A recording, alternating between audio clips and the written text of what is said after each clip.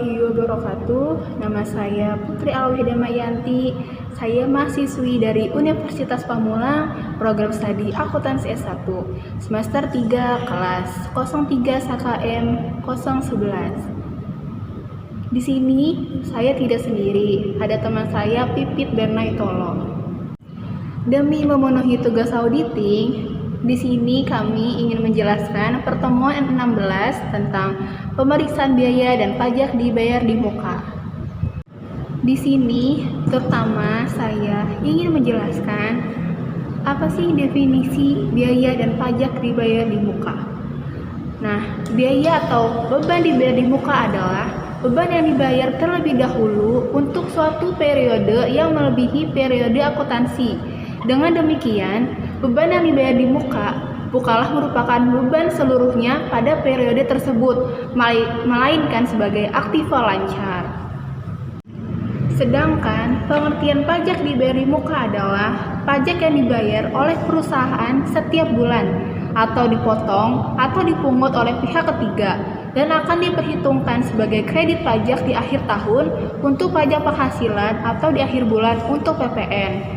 Nah, contoh pajak dibayar di muka adalah PPh 22 dari import barang, PPh 23 dari bunga, dividen, royalti, dan manajemen fee, PPh 25 setoran masa pajak penghasilan, dan PPN masukan, yaitu pajak pertambahan nilai yang dipungut oleh pengusaha kena pajak pada waktu perusahaan membeli barang atau jasa kena pajak. Selanjutnya, contoh biaya dibayar di muka. Yang pertama ada premi asuransi atau private insurance. Yang kedua ada sewa dibayar di muka untuk masa 1 tahun yang akan datang atau prepaid rent. Yang ketiga ada biaya lain-lain, biaya dibayar di muka atau prepaid others, misalnya biaya iklan di radio dan lain-lain berdasarkan kontrak barang untuk promosi. Sedangkan sifat biaya dibayar di muka dan pajak dibayar di muka menurut standar akuntansi keuangan adalah yang pertama, biaya dibayar di muka dimaksudkan sebagai biaya yang telah terjadi yang akan digunakan untuk aktivitas perusahaan yang akan datang. Yang kedua, bagian dari biaya dibayar di muka yang akan memberikan manfaat untuk beberapa periode kegiatan diklasifikasikan sebagai aktiva tidak lancar.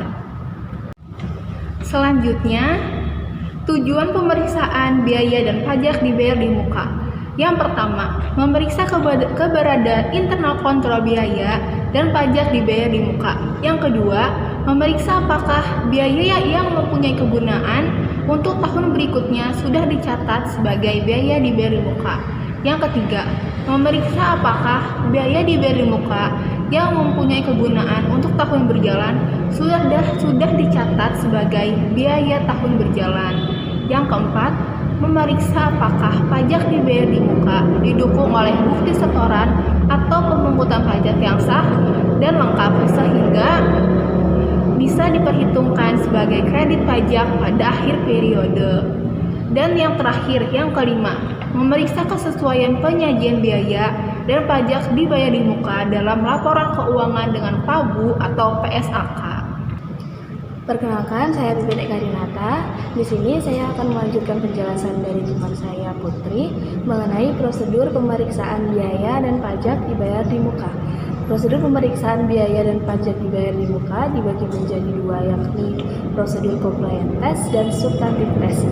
Di sini saya akan menjelaskan yang pertama, prosedur pemeriksaan untuk compliance test dibagi menjadi dua. Yang pertama, pelajari dan evaluasi internal kontrol biaya dan pajak dibayar di muka. Dibagi menjadi dua lagi, yang A menggunakan ICQ yang tercakup dalam ICQ atas pengeluaran kas dan bank. B. Tes transaksi compliance test biaya dan pajak dibayar di muka dengan sampel pengeluaran kas dan bank dan sampel dipilih secara random. Yang kedua, tarik kesimpulan mengenai internal kontrol biaya dan pajak dibayar di muka. Nah, yang kedua kedua, prosedur pemeriksaan biaya dan pajak dibayar di muka substantif tes. Di sini dibagi menjadi 4, yakni yang pertama, prosedur pemeriksaan substantif sewa dibayar di muka atau prepaid rent. Yang kedua, prosedur pemeriksaan substantif asuransi dibayar di muka atau prepaid insurance. Yang ketiga, prosedur pemeriksaan substantif prepaid advertising. Yang keempat, prosedur pemeriksaan prepaid tax. Nah, saya akan menjelaskan poin pertama dulu mengenai prosedur pemeriksaan substantif sewa dibayar di muka atau prepaid rent meliputi 1. Minta rincian atau schedule prepaid rent per tanggal neraca. 2. Cek ketelitian perhitungan matematis atau mathematical accuracy. Yang ketiga, cocokkan saldo prepaid rent per tanggal neraca dengan saldo buku besar prepaid rent. Yang keempat, cocokkan saldo awal prepaid rent dengan kertas kerja pemeriksaan tahun lalu. 5. Lakukan vouching untuk pembayaran prepaid rent di tahun berjalan dan periksa lease agreement. Jika sudah dilakukan di compliance test, refer ke kertas kerja compliance test. Yang keenam, tie up atau tie in, cocokkan total yang dibebankan sebagai biaya sewa ke buku besar biaya sewa. Yang ketujuh, buat usulan audit adjustment jika diperlukan. Kedua, prosedur pemeriksaan substantif premi asuransi dibayar di muka atau prepaid insurance meliputi 1. Minta rincian prepaid insurance per tanggal neraca. 2. Cek mathematical accuracy. 3. Cocokkan saldo prepaid insurance per tanggal neraca dengan saldo buku besar prepaid insurance. 4. Cocokkan saldo awal prepaid insurance dengan kertas kerja pemeriksaan tahun lalu. 5. Lakukan vouching untuk pembayaran premi asuransi di tahun berjalan. Perhatikan apakah ada diskon untuk pembayaran tersebut. 6. Periksa polis asuransi dan cocokkan data di dalam polis asuransi dengan rincian prepaid insurance. 7. Tie up total yang dibebankan sebagai biaya asuransi ke buku besar biaya asuransi. 8. Periksa apakah nilai pertanggungan atau insurance coverage cukup atau tidak, dan di sini tidak terlalu besar, tidak terlalu kecil. 9. Perhatikan apakah di dalam polis asuransi terdapat banker clause atau pasal dalam polis asuransi yang menyebutkan tentang kerugian jika ada klaim dibayarkan oleh bank. Yang terakhir ke-10, buat usulan audit adjustment jika diperlukan.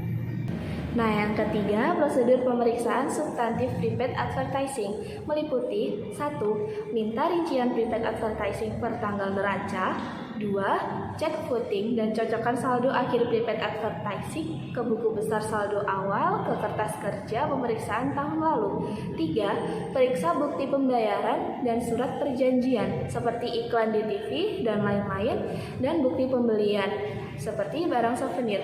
Keempat, periksa kebenaran pembebanan ke biaya, yakni untuk barang souvenir harus dilakukan stock opnam pada akhir tahun. Nah, untuk yang terakhir, prosedur pemeriksaan substantif prepaid tax di sini meliputi 1. Minta rincian prepaid tax per tanggal neraca. Rincian ini bisa per jenis pajak ataupun dicampur. Yang kedua, cek footing dan cocokkan saldonya dengan buku besar. Yang ketiga, untuk PPh, bandingkan angka prepaid tax di rincian dengan SPT PPh badan. Keempat, untuk pajak pertambahan nilai atau PPN masukan, bandingkan angka prepaid tax di rincian dengan SPT masa atau SPM.